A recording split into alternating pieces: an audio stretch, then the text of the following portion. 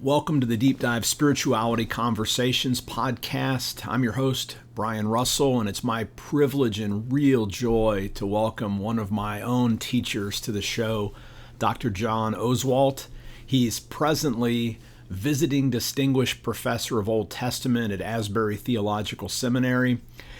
He's also taught at Wesley Biblical Seminary and Trinity Evangelical Divinity School, and was even a president of Asbury College, now Asbury University, from 83 to 86.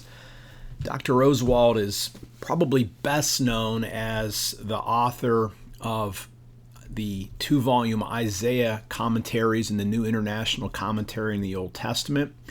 The focus of our conversation today is really the gift that Dr. Oswalt gave me. He was a mentor of mine when I was a student and in my early days of teaching as a teaching fellow at Asbury. From 1993 to 1996, I had the privilege, along with a couple other guys, of meeting with Dr. Oswalt every Friday at noon to share life, to hear him pour into us about the message of Christian holiness.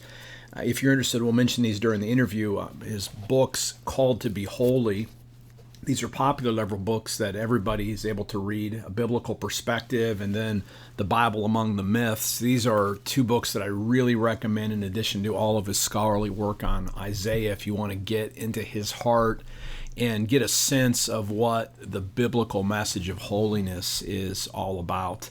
We're going to do a deep dive into entire sanctification, hear his best thinking, a little bit about his spiritual journey, and where his growing edge is today on his understanding of Christian holiness, Christian perfection, holiness of heart or life, perfect love, all the different ways that we can talk about that deeper work that God desires to do in all of us. Hey, John, so thanks so much for being on the show today. Thank you. I'm glad for the opportunity. Yeah, can you share some of the key moments in your spiritual journey that led you to really a lifelong ministry of teaching and preaching, and especially kind of throw in there some of how you were introduced to the holiness message, which has been so much of part of what you've been at Asbury and the other places you've taught? I don't know whether you've got enough time or not.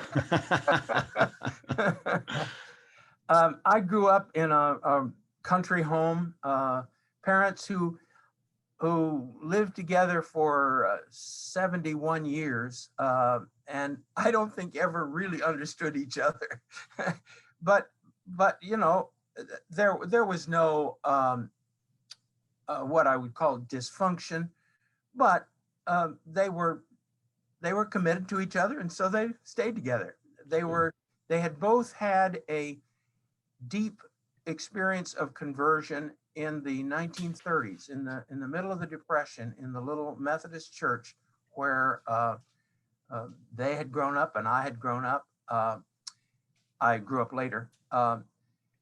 There was a revival meeting that made a serious difference in that community. And so we were among those who, when the church doors were open, we were there. And so I think that simply laid a foundation that has been solid ever since. When I was about 13, I felt called into the ministry, and I told my mother about it, and she got all teary-eyed. And I said, "What's the matter with you?" She said, "Well, I'm a caboose. I was born 9 years after my sister." She said, "When I knew I was pregnant, I told the Lord that if he would give me a boy, I would give him back to you." And I thought, oh my goodness, here I thought it was my decision. They did before I was born. When I was 13, that was okay. When I was 16, it was not okay. I was a big, awkward kid. I cried at the drop of a hat. I was way too smart for my country high school. Being smart was definitely a disadvantage. So I decided that I would be a lawyer. I was president of the youth group, and in one administrative board meeting, one of the ladies said to me, "Johnny, I think you'd make a pretty good lawyer." So I snatched at that simply as something to do rather than being a preacher. My parents told me that they would pay my way to any of three colleges, Asbury College, Taylor University or Wheaton College. Well, the only sport in our country high school was basketball. And I have, for whatever reason, lousy coordination. So I was never any good at basketball. But I thought maybe I could play football. Well, Asbury was out. They didn't have football. And Wheaton, they were kind of big time. And I thought, not having played in high school, I probably wouldn't have a chance. So I chose Taylor for the very best reasons. It's good. God thing. Taylor was just absolutely what this kid needed at that point in his life. I'd never met really sharp, committed Christian young people before, and now I did. And so during my freshman year, for the first time, I began to read the Bible seriously. And my prayer was, Lord, please don't make me be a preacher.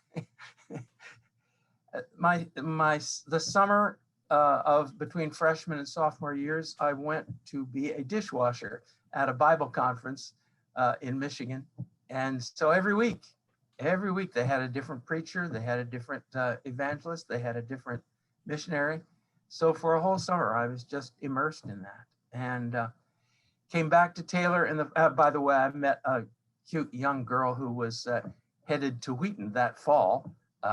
And 4 years later, she was silly enough to marry me. But I went back to Taylor that fall, and Taylor at that point, they may still have, they call it spiritual emphasis week at the beginning of each semester. And a man named Dennis Kinlaw, a young preacher from Loudonville, New York, suburb of Albany, was the preacher. And I remember telling a friend, when I listen to that guy, I'm not even sure I'm a Christian. Wow. And I went to talk to him on a Thursday morning in a women's dormitory that no longer exists. It's difficult when your holy places don't exist. And he said to me after we talked a bit, John, your problem is that you're on the throne of your life. And you're never going to be content until Jesus is on the throne. We talked a bit more, and he said, would you like him to be on the throne? I said, yeah. In what I learned later is a very typical Kinlaw gesture, we were sitting on chairs facing each other, and he edged himself out to the edge of his chair so that his nose was about 6 inches from mine. And he said, John, what is there you won't do? I just blurted it out. I won't be a preacher. He said, well, I guess that's the end of our discussion then, isn't it? I said, no, I want Jesus to be on the throne. He said, how can he be on the throne if there's something he wants you to do that you won't do? So, no lights flash, no lightning. But I said, yes, God, I'll give you everything, whatever that means. And I remember afterwards going to the dining hall, sitting at a table and looking out the window and thinking, well, I don't feel any different, but everything's going to be different. And it was. It's hard for me to quantify just how it was different, but it was. Mm-hmm. It was. There was a new love for the word. There was a new ease in prayer. There was a new victory over temptations. It was different. And so I looked around, and all the sharpest kids were headed to foreign missionary service. So I bought the idea that if you're not called to stay home, then you better go. So I plunged myself into that direction. And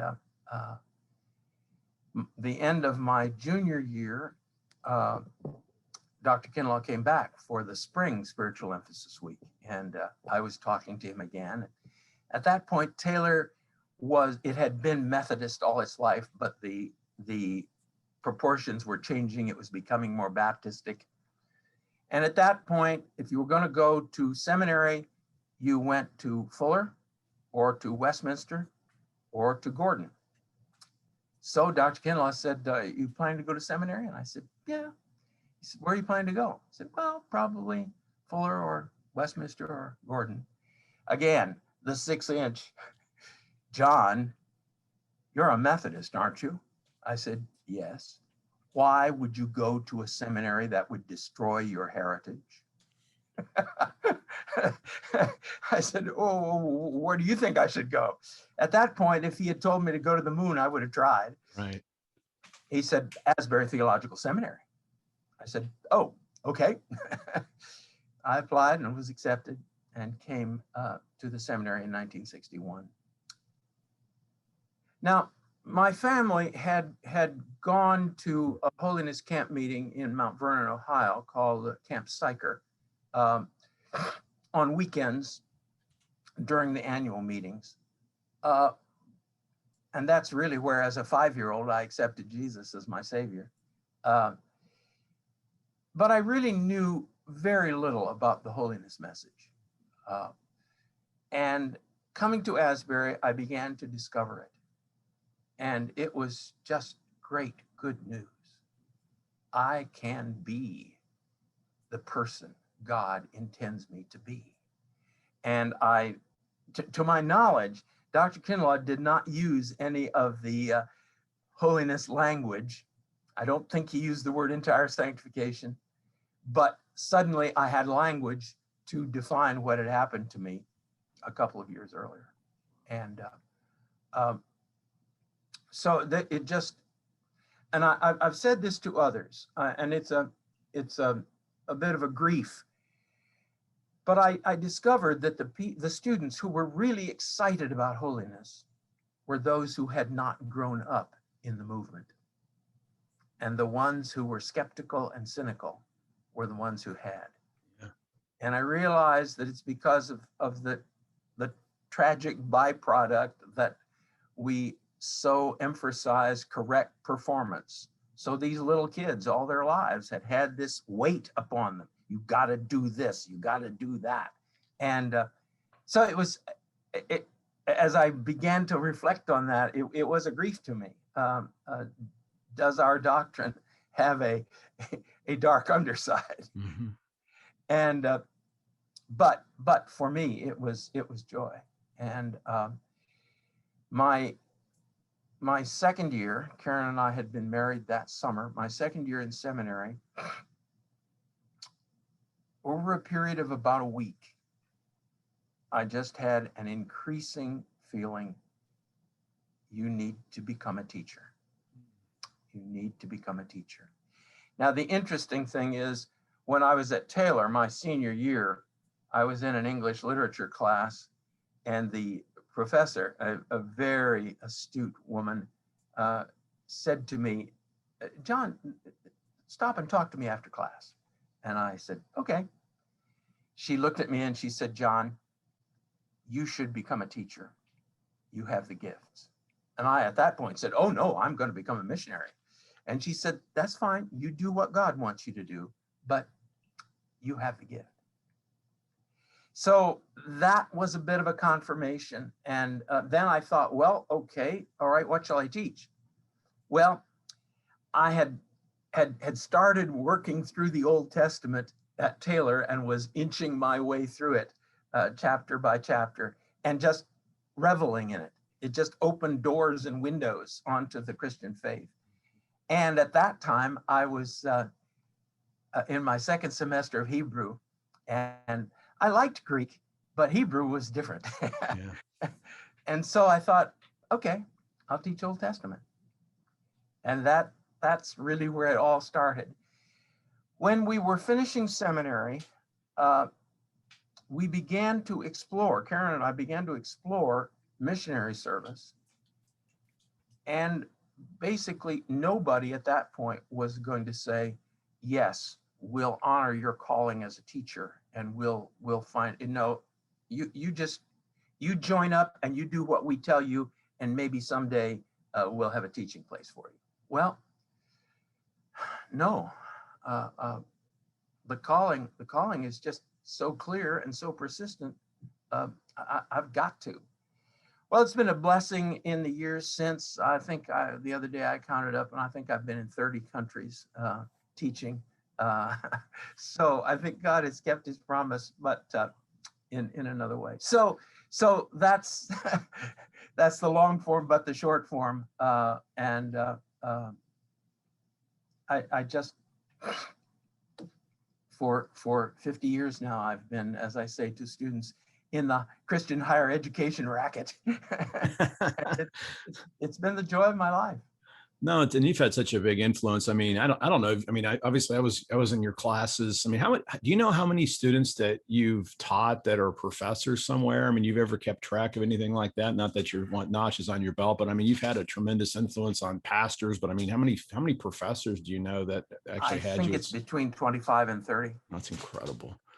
Well, I'm just super grateful, and I want to ask you like one kind of more Old Testament related question. Then I want to keep and this is still related to holiness, but I love your book, The Bible Among the Myths, and I never got to take that signature class when I was at the seminary because I think it only rotated through the one time when I was there, unfortunately. But I've always been intrigued. You do it in your book, Called to Be Holy, and then there's a lot. I mean, obviously, The Bible Among the Myths is a lot about this, but you seem to have grabbed a hold of this idea where you contrast the mythic worldview of really Israel's neighbors or the pagan worldview, and then you contrast it with the way that Yahweh or God reveals Himself in the Old Testament, and that becomes kind of a core piece of how you teach holiness. Where did you get that idea?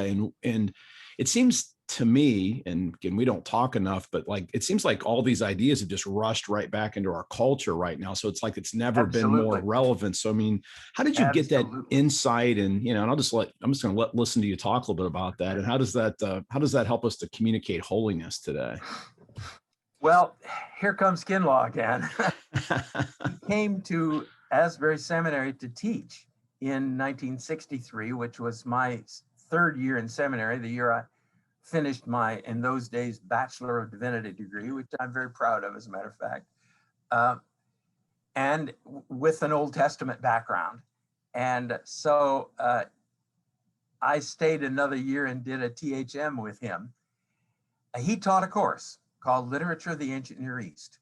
And one of the readings was a Jewish guy named Yehezkel Kaufman, who wrote a 7-volume history of Israel's religion in Israeli that was fortunately abridged into 1 volume in English.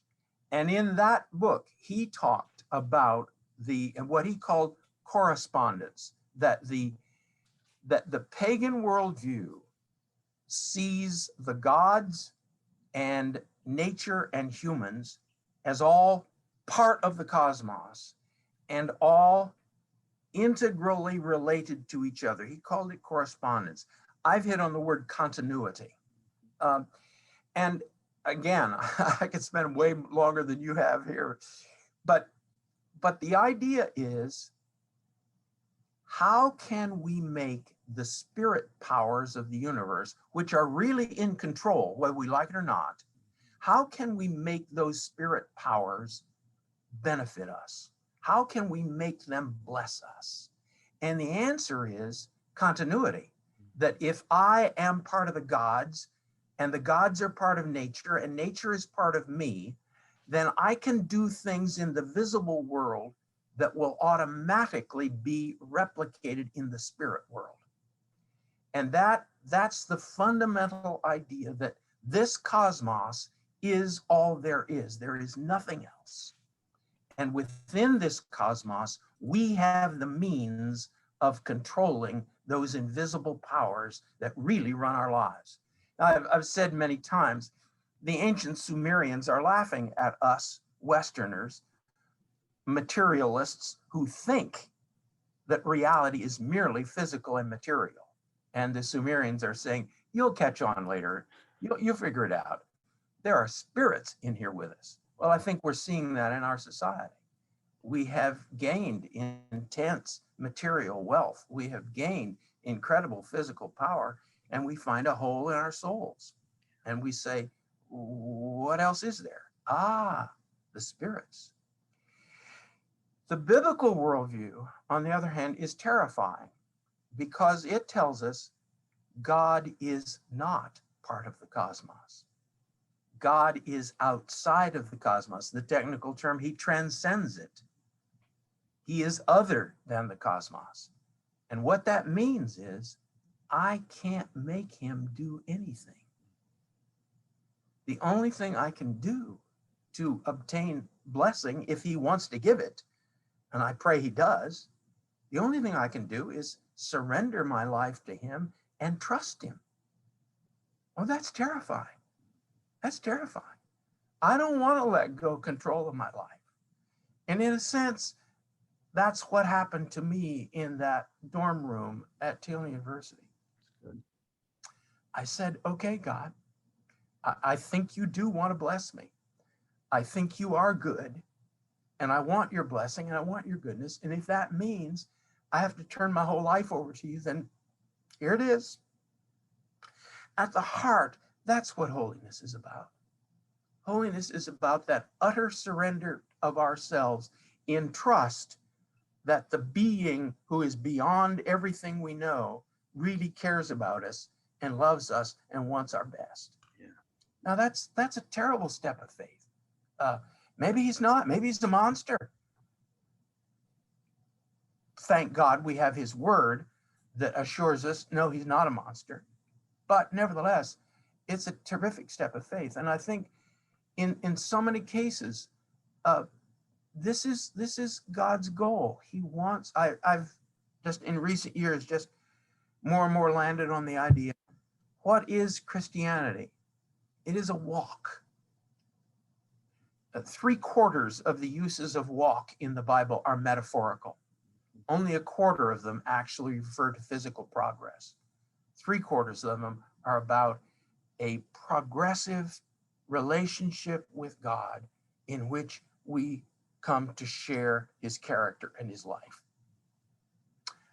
So yes, I think the worldview issue is right at the core of it. And a lot of Christians don't know it, but they are pagan. Their Christian activity, their religious activity is for the purpose of controlling God and forcing him to bless them. And when it doesn't work, then they lose their faith. Yeah. And they have fallen into a pagan view. But it is when we understand he is not this world and you cannot make him do whatever you want. You are his workmanship and he wants to bless you, but he can't unless you surrender control of your life to him. Yeah. Wow. I didn't put this in the questions. I'm just curious how you respond. I sometimes try to get this idea across to students, and I sort of make it a kind of a joking confession. I have a crazy sense of humor. We don't talk, so you haven't got to see it, but I'll say something like in the class that I consider process of sanctification helping. I always say, "Hi, I'm Brian, and I'm a recovering polytheist." And then like, what do you mean you believe in other gods? I'm like, well. Actually, yes. And that's my entire problem is there's all these other gods rolling around in my life and there's really only one God and he's transcendent. And I need to get all these other gods out of or at least dethrone them and allow Jesus to be Lord over these things. Yeah. Yes. Oh, yes. Oh, yes. Absolutely. Yeah. That's great. If someone's listening and they're interested in looking in the scriptures for holiness, and again, I read your book Called to Be Holy. I don't think you've updated anything. I mean, do you think is that still kind of your signature book if somebody would want to jump in and get like an overview of the biblical materials? Is that that kind of, yeah. Yes. So if you were going to, again, just totally unfair question for a man who's been studying the Bible for years, but you're going to pick just a couple passages from the Old Testament that you'd encourage people to take a look at even today after they would finish listening, and a couple passages from the New Testament that if you really dug deep into them, you'd get a decent biblical understanding into holiness. Again, we know proof texting is not something we're talking about, but like, do you consider there's some go-to passages that you think are really important? And maybe even if the pastors are listening, that these are texts that maybe ought to be preached more than they are often preached? Yeah. Leviticus 19, the entire chapter, where he starts by saying, you must be holy because I am holy. And then you have a whole mixed bag following through. Don't make idols, honor your father and mother, which says to me, this is a life. Yeah, it's good. Life is shaped by him. And I think it's 31 times in the chapter, because I am Yahweh. Why should you live this way? Because he is the I am. He is the source of everything. And therefore, this is the way you should live, to share his character. Then a much briefer passage, Leviticus 22, 31 through 33. And if I may, I'll read that. Leviticus 22, 31 through 33. Keep my commands and follow them. I am Yahweh. Do not profane my holy name. If we don't act like Yahweh, we make him appear unholy. Don't profane my holy name, for I must be recognized as holy by the Israelites. Now the Hebrew says, I must be made holy by the Israelites. In other words, your life will demonstrate whether he is holy or not. I am the Lord who makes you holy. I just love the synergy there. I am determined, I'm going to show God's character in my life, but I can't do that unless he produces his character in my life. So, and then, who brought you out of Egypt to be your God? I am the Lord. I love when talking about the covenant form that is so prevalent in the Old Testament, to point out that in the standard political treaty, it begins by the king saying, I showed up here and I beat you all hollow, and now I'm offering you a covenant. And God says, I showed up here and by grace delivered you from captivity. Now I'd like to offer you a covenant. Wow. 180 degrees difference. And so that's a second one. A third one is Psalm 101. Yeah. I will walk before God and be perfect, says the King James. NIV says blameless. That's not wrong, but it misses the life quality that's involved in the Hebrew word to be whole, to be totally God's. And then Ezekiel 36, verses 20 through 27, I think it is, where God gives a 4-step program for making his name holy before the nations. New Testament, Romans 6, 7, and 8. Do not read them separately. So much damage has been done to the church by separating the 3 chapters from each other. They are meant to be read together. That's really good. Yeah. Chapter 6 says, get out of the sin business. Oh, okay, I'll do that by effort. Oh, no, you won't. That doesn't work. I can tell you that from my own personal testimony. So how do I get out of the sin business? By allowing the Spirit who is in you to take control of you. 1 Thessalonians chapter 3, verse 9, through the end of the book, 5:25. Again, I love it. Here's perhaps Paul's first letter, maybe Galatians is earlier, but the two of them really are marvelous twins, actually, when you read them together. But here's 1 Thessalonians. I've been so delighted to hear of your faith. The whole world knows of your faith. Now I'm praying day and night to come and supply what's lacking in your faith. Huh? What? Is there more to believe for, Paul? Yes, there is. Let me tell you what it is.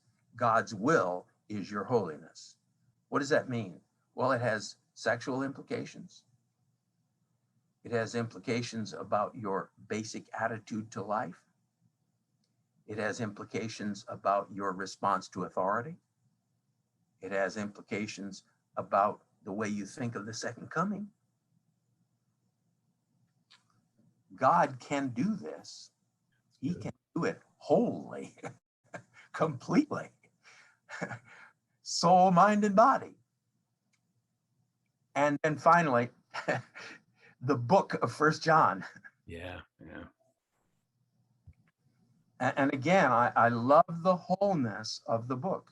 To be God's person means you love doing what he does.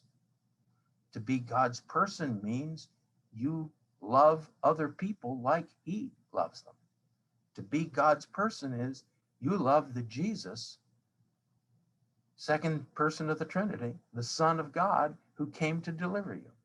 It's about love. It's good. It's good. This would be a can of worms, so you don't have to comment, but I find it really interesting. I've been trying to think about it in my own work. I've been writing a little book on the scripture and spiritual formation that, First John ends with little children, keep yourselves from idols, which seems to like maybe get back to some of the stuff that we talked about earlier too. It's just fascinating, right? So yes. Yeah. I do like that, because it's as though John is saying, now we've been in the theological stratosphere here. Yeah. Now let's get right down to where the rubber meets the road. Yeah. Worshiping this world, folks. Yeah, it's good. It's good. That's good. This is so good. I've always just appreciated how clear your teaching is, and so thanks. I feel like I'm back in your class again, even in your office, and so thank you. You've been on this walk for a long time, and you shared your testimony. So all the way back into the late 50s, early 60s, you first encountered this message. If you're going to say today at again your age, and I'm not trying to date you or anything, but obviously you're a little bit older. You're a little bit older than I am, and so you've been walking with the Lord for a long time and been real intentional about holiness. When you look back, like to say when you're maybe 30 or 40 years old, or even in your 20s, where would you say your growing edges are now, or even since you wrote? I think you wrote this about Called to Be Holy about 20 years ago. So where would you say your growing edges are now, and what do you find today, or some of the best kind of go-to illustrations that still seem to resonate with folks when you're trying to illustrate what holiness is? As we talked a few minutes ago before the program began, I really think the thing that I have thought about is if this doctrine is so biblical, and if it is such good news, and if it is indeed available for anyone at any time who will make a complete surrender, why aren't there more people who are obviously living holy lives? Yeah. I think the answer is, I think it's on two sides. I think on the one hand, it's on the side of us preachers who preach holiness, that we have sometimes suggested, oh, there's a one-stop shop. There's one fix, and that'll take care of it. And then people have tried that and discovered there's more to it than that, and have become cynical, or they've become discouraged and just given up on it. Others, unfortunately, have begun to play act. Well, God has done it, so what I just did obviously wasn't a sin. So I think the problem is we have not really faced the depths of human depravity. That's good. Yes, is there a moment, a crisis moment, when I surrender my will to God once for all? Yes, praise God. And a moment when he comes in his power and in his grace and lives in us. Jesus' words in chapter 15, we will indwell you. But that is not the end of the process. In many ways, it's the beginning. Yeah. And we need to help people to say, no, you do not need to deny the reality of what God did for you. But now you need to allow him to dig into your life in deep, life-changing ways. And when he raises issues, you've got to admit, yeah, that's who I am in myself. And you can deal with this. And I think we just have not led people well enough into that understanding. Now, let me say, I've used in many places the example of the alcoholic. There are alcoholics from whom God has taken the taste for liquor in a miraculous moment. And we say, praise the Lord. They say, I've never wanted this stuff ever again. But there are other people who say, no, every day I want it, but every day God is delivering me. Oh, that's a miracle. That's a miracle. Sometimes I think people think, well, if I really get sanctified, I will never have a problem with that temptation again. Well, I'm not going to sell God short. Maybe so, but maybe not. Maybe, in fact, God is simply going to give you grace. And the fact that you are still experiencing that doesn't mean that he hasn't sanctified you, that he hasn't made you whole, but it's part of the process of growth in holiness. And I think that's become more real for me as I've grown older and as I've lived longer, that we need to help people to see holiness is a crisis, yes, and it is a lifelong process, yes. You taught me when, again, it's been, I mean, I sat in your office, went from like, I think 1993 to 1996, pretty much every Friday. I'm still so grateful for that time. But I remember you talked about like a blank check. That was a really powerful illustration. I can remember you talking about God pulling out it was a cat, an old dead cat. So, I mean, maybe you can share one of those stories again, or have you found other, maybe even more compelling story over the years? I mean, because I've been trying to kind of collect these great holiness illustrations from folks, because I just think we need to get this message back out again. I mean, one that again, I tell students all the time, all my original thoughts come from either C.S. Lewis or Dennis Kinlaw. So thought. He really, in his latter years, he really landed on the, as he called it, the nuptial metaphor, the marriage metaphor. And as I have thought about this, I really think that, again, if you didn't know better, you might think God planned it this way. But marriage really is a marvelous metaphor for the holy life. It begins in a moment when I make an unreserved commitment of myself to this person. I've said to many people, my marriage is perfect. And they say, oh, yeah, right, tell us. It's perfect in this sense. I'm all hers. No part of me belongs to any other woman. And it's perfect from her side, too. We have both talked, as we've heard tragic stories. My goodness, what would it be to have to live with someone and you're always wondering, can I trust them when they're with somebody else of the opposite sex? No. I trust Karen absolutely, and she tells me she does too.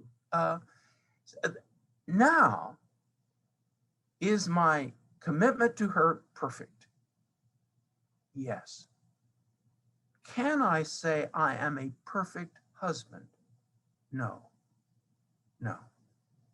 I wish I could. But there are areas where I fall short. There are areas where I, again, not intentionally, by no means intentionally, but there are times when I'm tired, I am moody, and she says something to me and I snap back. God forgive me, Karen forgive me. And to me, this is, I am not going to say, well, I'm just human, Karen, and you know how it is. I'm going away this weekend, and I may shack up with a pretty woman, but you know I love you. Well, I've said again and again, I hope she'd slug me. Yeah.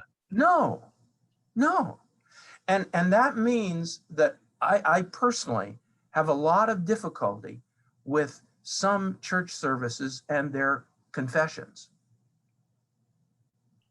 Well, Lord, this week I've broken your heart. This week I've done what I know you don't want me to do, but I did it anyhow.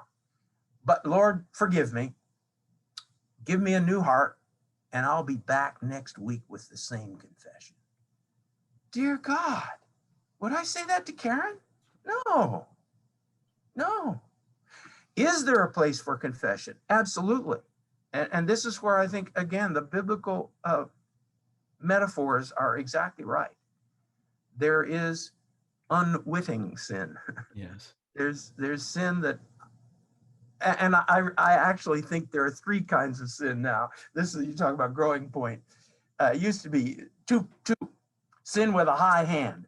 God, I know this is wrong, but I'm going to do it anyway, and you better forgive me. And, well, I did something I wasn't even aware of doing. I think in the middle between those, we might talk about unintentional sin. Mm-hmm. That I was trapped into something that in a moment I did. Yes, intellectually, I knew it was wrong, but I didn't plan on doing it. I didn't mean to do it, but I did it. So I think maybe there is sin that I don't even know about. Mm-hmm. I need to confess that. God, I'm sure there have been things I have done this week that broke your heart, and I'm sorry. Yeah. Let your blood wash me clean. And if you'll show me what those things are, I'll give your Spirit right of way to work on them. Lord, there have been moments this week when I was trapped. I'm sorry. But so yes, there's a place for that confession in the church service, and we ought to probably emphasize it, we Methodistic types, more than we do. But the current Methodist ritual, I cringe every time I read it. No, I would not say that to Karen week after week. And by God's grace, I don't have to. So I find marriage increasingly a marvelous metaphor for what we're talking about. No, that is really good. And I just love that that was really good. Just a couple questions and we'll wrap up. And again, thanks so much for this. This is going to really help everybody that listens to it. And I still have when I'm taping this, it's still the last week of the semester. I'm going to get it out to my students because I told them I was going to talk to you. So they're going to be excited to hear this too. So if you could, I mean, these can be kind of quick answers. If you could have one class, create a new class for seminary, and you've been teaching the seminaries for what, I guess almost 50 years, I guess, yeah. right? Yeah. So like I started out when I was 3. That's right. Mozart. So you've been around. I know you taught at a couple different institutions. So like if you could create a new class that would just for 2021 that every pastor had to take, what would it be? Biblical theology. Okay, that's easy. I teach Old Testament theology and love it, but again, we need to put the whole story together. That's good. Yeah.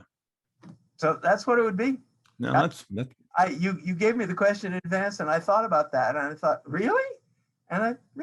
Yeah.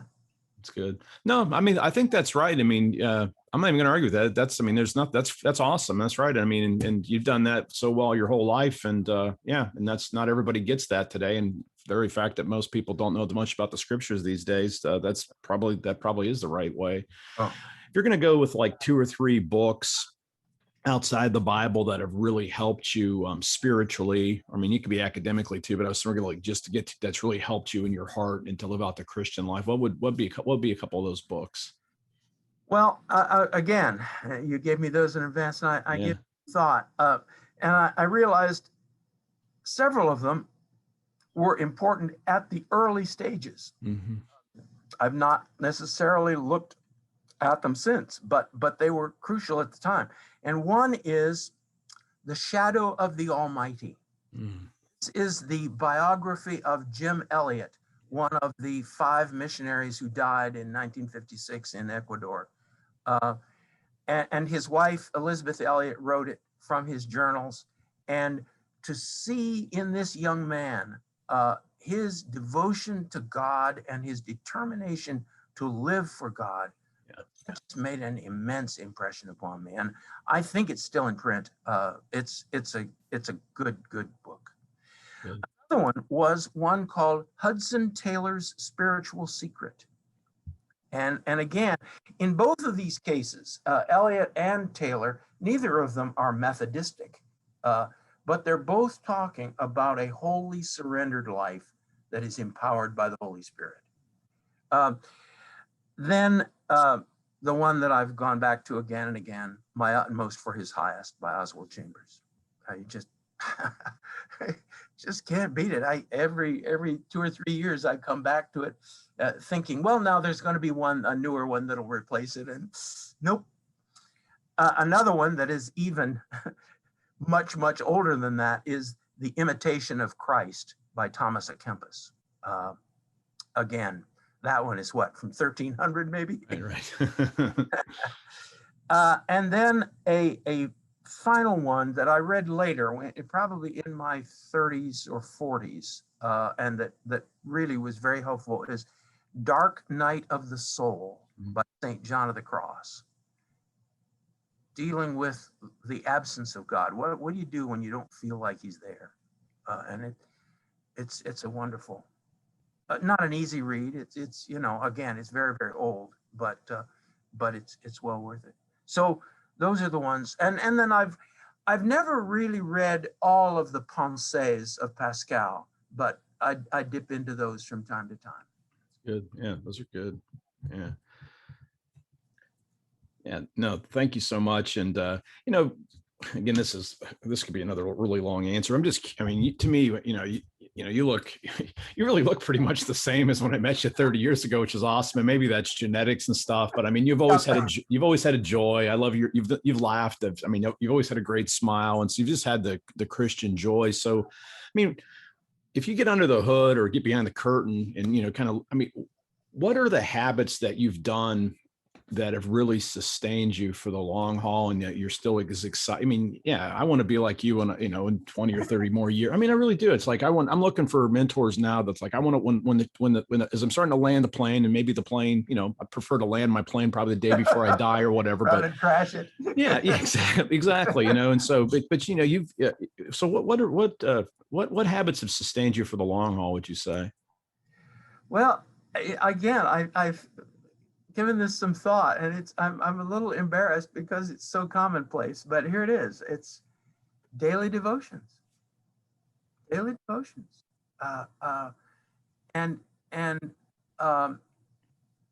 Maintaining it through thick and thin. Lewis talks about the rhythms of life, and it's true. There are months when it is dry and dull. Mm-hmm. And then just this morning, God was there. That's good. God was there. So there and in the middle of those high moments, you don't worship them because they're for the moment.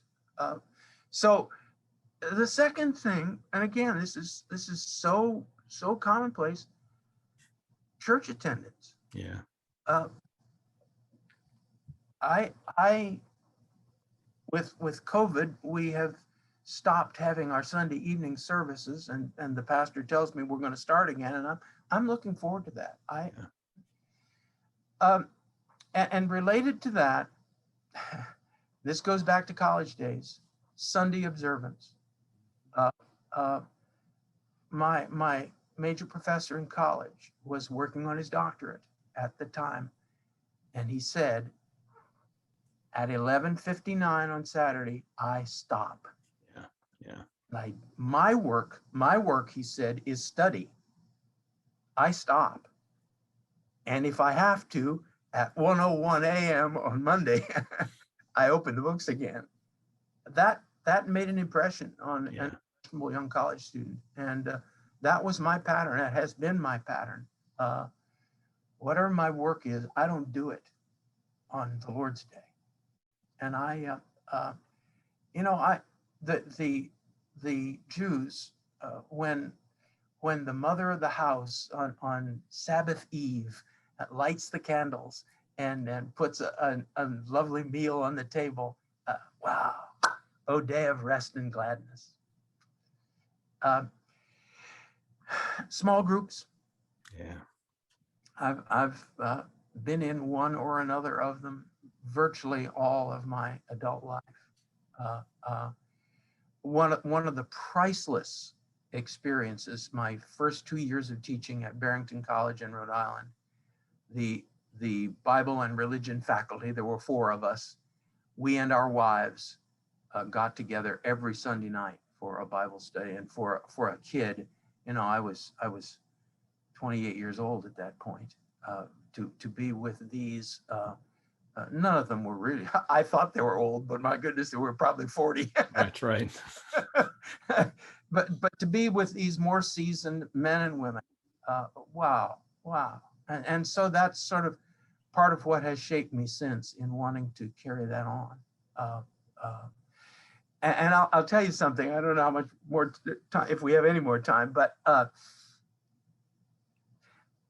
I idolized Dr. Kinlaw. Yes, yeah. He had been so instrumental in the critical moments of my life. I idolized him. And I was sure that if I could just become another Dennis Kinlaw, I would really, really be pleasing to God. Well, when I came back to teach and began to know him a little more personally, I realized what I had created didn't exist. Right. He had struggles with guidance as I did. He had struggles with temptation as I did.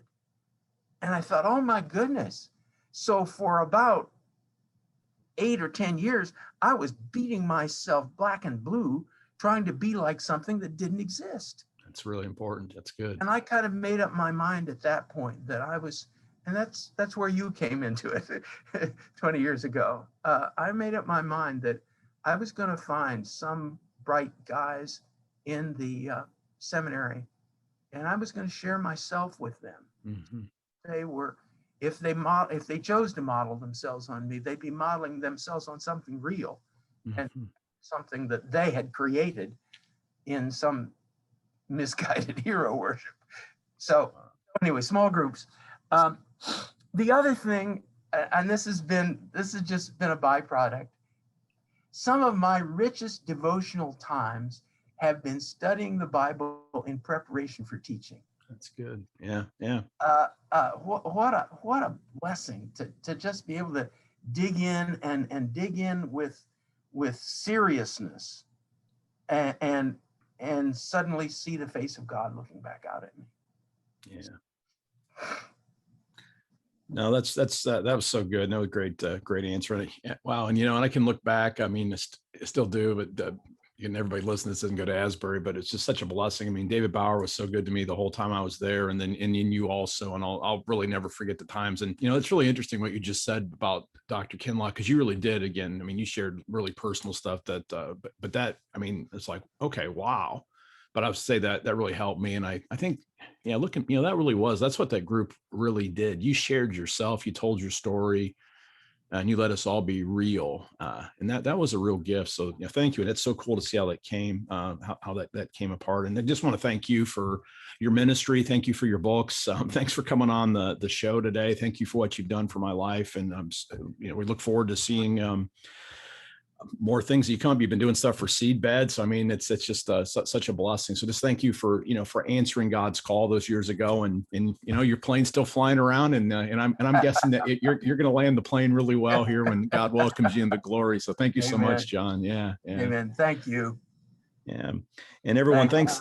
And thanks everyone for listening all the way to the end today.